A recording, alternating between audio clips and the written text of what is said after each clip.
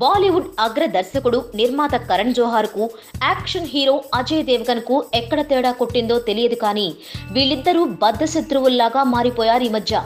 ఈ దెబ్బకు best friend అయిన కరణ్ కాజోళ్ల మధ్య కూడా దూరం పెరిగిపోయింది.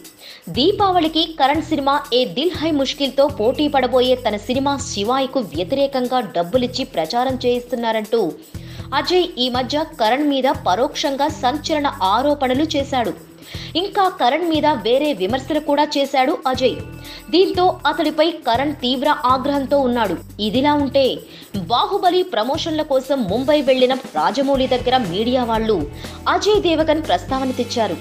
మీ గత సినిమా మక్కీకు అజయ్ దేవగన్ పార్ట్నర్ కదా, ఆయన్ని కాదని బాహుబలిని కరణ్ జోహార్ చేతిలో ఎందుకు పెట్టారు అని ప్రశ్నించారు. ఆ ప్రశ్నతో రాజమౌళి దాదాపు ఉలిక్కిపడ్డాడు. ఆగండి, నా మక్కీ సినిమాకు అజయ్ భాగస్వామి కాదు. ఆయనకు ఆ సినిమా నచ్చి ఒక గుడ్ విల్ గెస్చర్ తరహాలో దానికి వాయిస్ ఓవర్ ఇచ్చారంతే. అంతకు మించి ఆ సినిమాతో ఆయనతో వ్యాపార లావాదేవీలేమీ జరగలేదు.